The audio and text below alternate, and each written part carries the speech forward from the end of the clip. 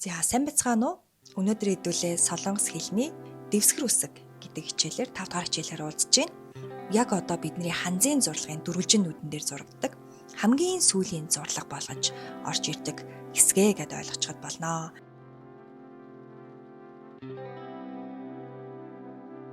За ингээд дэвсгэр үсгийг ярихаас өмнө багш нь нөгөө ярьжсэн нэг үеийн юм схемийг маш сайн мэдэх ёстой гэж хэлжсэн тийм ээ. За тэр үеийн систем маань эхний 3-ыг бол бид нар мэдсэн. Их шиг үзэх тоолондоо нэг ийм үе бидний одоо нэмж мэдсээр ирсэн тийм ээ.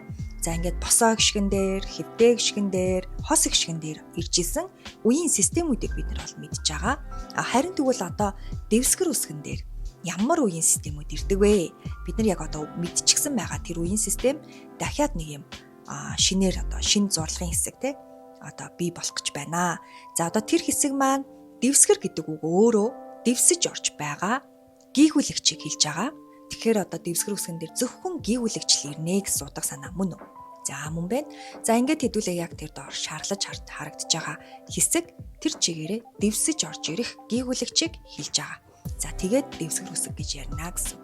За одоо тэгвэл хэдүүлээ ямар ч байсан дэвсгэрлэж орж ирэх гийгүүлэгчийг хараад үзье. За ямар ч байсан ийм 3 төрлийн гийгүүлэгчүүд ирнэ. За нэг нь дангаараа нэг ийм гийгүүлэгч. За хос давхар гийгүүлэгчүүдийг бид нэр мэдж байгаа тийм ээ. За тэр давхар 5 гийгүүлэгч маань бас ингэж орж ирдэг. За дээрэс нь 2 гийгүүлэгчийн нээлбэр бас болж гийгүүлэгчүүд маань ингэж 2 хосоор орж ирэх бас тохиолдол байдаг. За ингээд хэдүүлээ ийм 3 төрлийн гийгүүлэгчүүдийг яаж байрлуулдаг? Яагаад ингэж орж ирэхээр болсон гэдэг талаар бүгдөө хамтдаа харцгаая. За эхний ээлжинд бид нэр дэвсгэр үсгэн дээр одоо 14 гийгүүлэгчийг бид нэр үндсэн гийгүүлэгчийг мэдж байгаа. Тэр 14 үндсэн гийгүүлэгч дээрээ хэдүүлээ 9 англилд оруулаад 9 өөр авиагаар дууддаг ийм одоо хэсэг гэж ойлгож болно. За тэгэхээр энэ 9 авиаг таад маань дэвсгэр үсгэн дээр зөвхөн дуудах ёстой болдог. За тэгвэл энэ дэвсгэр үсгэн дээр бидний хэлж заншсан Г, К, Г гэсэн 3 авиа байна. Гийгүүлэгчийн К, Г гэж бид нар бол дуудаж байгаа тийм ээ. За эдгээр авианууд маань дэвсгэр үсгэн дээр орж ирэхээр мөн адил бүгдөөрөнгийн Г гэсэн үгээр дуудаа гэд ингээд хэлсэн. За тэгэхээр бид нар одоо энэ К гэдэг доор нь ороод ирсэн ч гэсэн Б-гээр дуудах нэг ийм одоо зарчмыг энд одоо хэлж байгаа гэсэн үг. Хойно нь одоо үгнүүд нь ороод ирсэн байна. Хэдүүлээ үгнүүдийг дуудаад үзье. За эхний ээлжинд check, subak. За бүгдөө дандаа дуудлага нь Г үсгээр дуудагдж байгааг анзаарч байна. За мэдээж ингээд нөгөө нэг дэвсгэр үсэг ороод эхлэхээрээ бид нар гийгүүлэгчээс нь ахуулаад авиагаа дуудаад игшгийнхэн авиаг дуудаад тэгээ хамгийн сүүлд нь дэвсгэр үсгэн дээр байгаа авиаг дууддаг. За ингэж нөгөө нэг дистараллаар нь дуудах хэвээр. Яг түүнтэй ижилхэн дахиад доотлын 2 дахь 3 дахь үгийг дуудъя. Puok. За энэ дээр ажиглаж байгаа бол бид нөгөө нэг эхний 1-р үеийн дээр чангаар дуудагддаг гийгүүлэгч нь яг л ижилхэн чангаараа дуудагдсан хэвээрээ тэгээд дэвсгэр үсэг орж иж байна тийм ээ. К үсэг байгаа боловч бид нар энийг Г үсгээр дуудаж байгааг анзаарч байгаа. За яг иймэрхүү байдлаар хэдүүлээ дуудлагын өөр бичвэр байсан ч гэсэн зөвхөн дэвсгэр үсгэн дээр орж ирэх юм бол энэ 9 авиа руу шилжиж 9 өөр дуудлага хийх гэж байгаа. За тэгэхээр 14 үсэг маань 9 англилд орсон байна гэсэн утга санаа гэсэн үг шүү. За хэдүүлээ тэр доотлын пак, гагта, согта гэсэн үгнүүдийг бас дуудаад үзчихье те. За ингээд хэдүүлээ дараагийн гийгүүлэгч рүү орж ирээд харцгаая. За дараагийн гийгүүлэгч маань эн гэсэн гийгүүлэгч байна тийм үү? Өн. За энэ гийгүүлэгч маань бас ижилхэн за жишээлбэл нүн, сан, чонва, пёнжи, онни гэх жишээгээр дуудагдана. За амархан байна тийм ээ. За хэдүүлээ тэгвэл дахиад дараагийн гийгүүлэгч рүү орж ирээд харъя. За энэ гийгүүлэгч маань бас маш олон одоо бичвэрүүдийг, маш олон үсгнүүдийг тэр чигээр нь авчираад энийг ганцхан зөвхөн дэвсгэр үсгэн дээр орж ирэх юм бол Д гэдэг дуудлага авиа гаргана шүү гэд одоо амлалт явж байна тийм үү. За энийг цэжилсэн байхад дэвсгэр үсэг маань амархан явчихна. Яагаад тэгэхээр ихэнх үгнүүд нь энд Д үсгэн дээр хураагдаад ороод ирсэн байдаг. За Д, Ис, за 2 давхар Ис, за тэгчээ Ж, Ч үсгнүүд нь бүгдөө дэвсгэр үсгэн дээр Д-гээр дуудана гэж байна тийм үү. За хэдүүлээ хойдлох үгнүүдийг дуудаад үзье. Татта. За тэрний доошо хэдүүлээ дуудчихъя.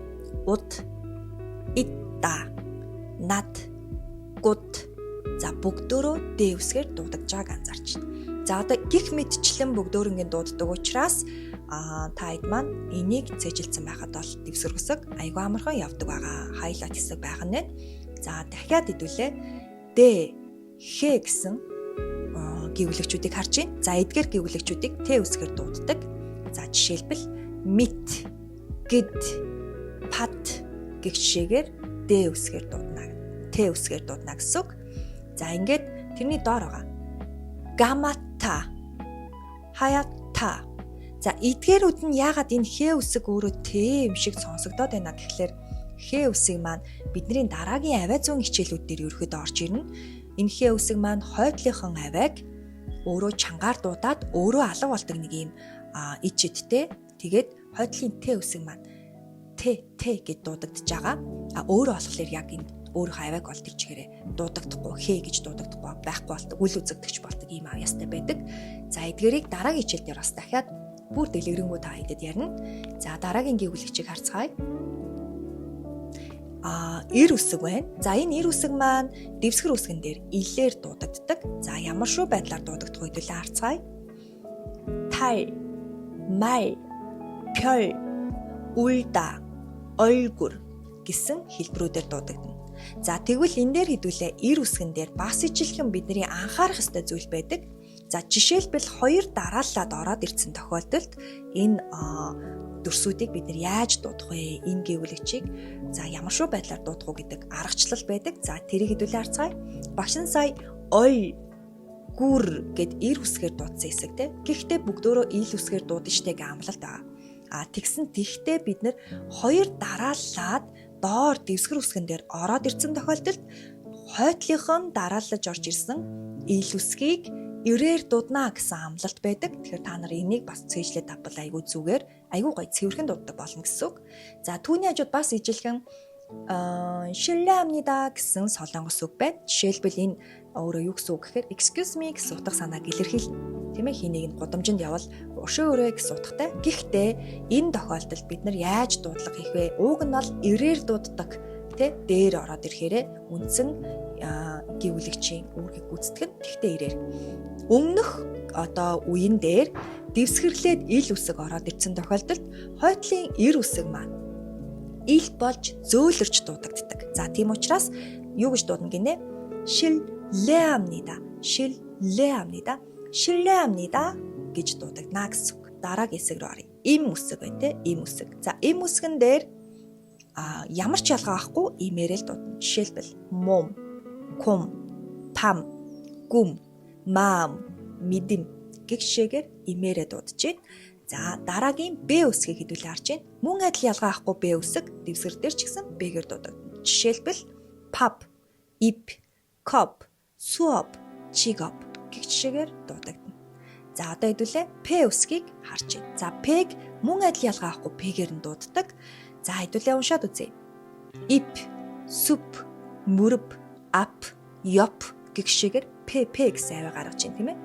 За бидний хамгийн хүсүүлж исэн highlight юу вэ гэхлээр гэдэг хэлний үгийн энэ үсэг байна. За энэ хэлний үгийн энэ үсэг маань зөвхөн дэвсгэр үсгэн дээр өөрийнхөө аваа гаргадаг гэж байгаа. За энэ хөөрхий зайлшгүй одоо л дөнгөж өөрийнхөө аваа гаргаж ирнэ.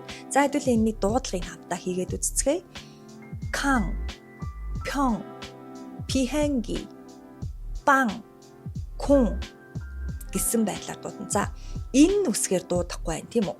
За хэдүүлээ тэгвэл энэ үсэг үсэг хоёрын ялгааг нь хамтдаа харцгаая. За жишээлбэл энэ дээр имлэг гэсэн үг байна. За хоёр энэ үсэг хоёулаа ороод ирсэн байна. За тэгвэл энийг яаж дуудах вэ? Пён вон. Пён вон. За нэг нь хоошооно үгийн хилээ татчихин, нөгөөх нь үзүүрлөө хоёр шүд рүүгээ хилээ шүргэж оруулж ирж байна. За гэх шигээр дуудах нь та давтаад нэг үзээрэй. За хажууд нь байгаа пихэнги. Пихэнги хоошоо хил татагдж байгааг анзаарч байна тийм ээ. За гэх шигээр дуудлага хийдэг байгаа. За хэдүүлээ одоо харин дэвсгэр үсгэн дээр яаж нөгөө нэг үсгнүүдийг хооронд нэмж дууддаггүй, яаж одоо үсгнүүдийг хэдүүлээ бичиж үзэх үү гэдэг талаар ярилцъя. За ингээд үг бүтээгээд үзсэн чинь а ин гэсэн үгнүүд байна тийм ээ. За эдгээрийг бүгдөөрөнгө нийлүүлээд ан гэдэг нэг үе бүтээж дэвсгэр үсэгт оруулсан нэг үе байна. За тэгвэл одоо энд байгаа хэ, ёо, гэдэг үгнүүдийг хэдүүлээ өөрсдөө амьлуулад нэг үзцгээе. Зурлагын дэвтрээ гаргаж аваад бичээд үзээрэй. Яаж орж ирэх вэ? Хамгийн гол нь ийм зурлагын дэвтэр дээр бичихдээ та хэд маань ямар их шиг байна, хэвтэй их шиг байна уу, босоо их шиг байна уу гэдгийг маш сайн ажиглах ёстой. Тэгжиж зурлага өөрөө гоё болно тийм үү? Зүв болно гэсэн. За босоо их шиг байгаа учраас хэ үсгийг бид нар урд нь тавилаа. Одоо хойно нь их шигээ тавья. За тэгвэл хамгийн сүүлд нь дэвсгэр үсгээ тавих учраас доор нь тавья. Хён гэдэг үг бүтлээ. За ингийг жишээгээр хэдүүлээ үгийг бүтээнэ. За хэдүүлээ одоо үг бүтээдэг болцсон юм чинь давхар дэвсгэр үсгийг харж байна.